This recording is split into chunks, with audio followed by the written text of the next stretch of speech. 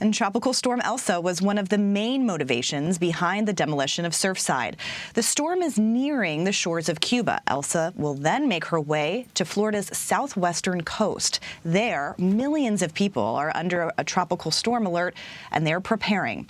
Meteorologist Jeff Berardelli is tracking Elsa, and he joins us now for more. Hi there, Jeff. Thanks for being with us. I appreciate you spending your holiday with us. So what more can you tell us about the storm's latest path and its potential to return to hurricane strength?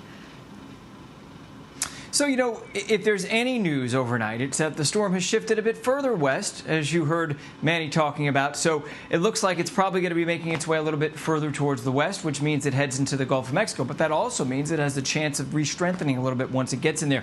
So looking at the satellite, fairly disorganized. That's good news because it's right by the coast of Cuba. And as long as it interacts with Cuba, it tends not to get very strong. The latest stats right now, winds are 65 miles an hour. It has slowed down, so it's moving a little bit slower, which means it's going to drop some heavier rain, mainly on Florida's west coast.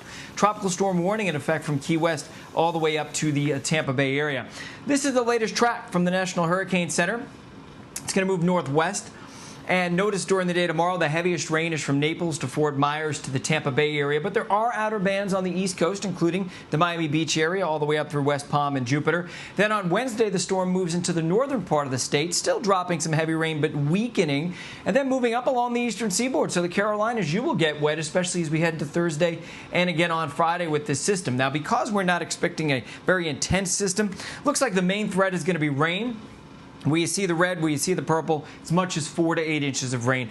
Could be as much as 2 to 4 feet of storm surge. It's a very low-lying area on the west coast, so anytime you see a storm, you tend to see storm surge, flooding. Those are the biggest impacts, and the possibility of a few isolated tornadoes as well. The main impact, again, on the west coast, not east coast of Florida. Right, so tropical storms on the East Coast, but moving over to the West Coast, there's a deadly heat wave underway. Give us an update. Is there any sort of relief coming? Right, so on the West Coast, we're dealing with, both a heat wave and also the worst drought we've seen in modern history. And actually, if anything, the heat wave is going to kind of build and fester this week. And as we head into this weekend, especially California and the Southwest, we're going to see a major heat wave. High temperatures in the valley areas, 115, 120 degrees.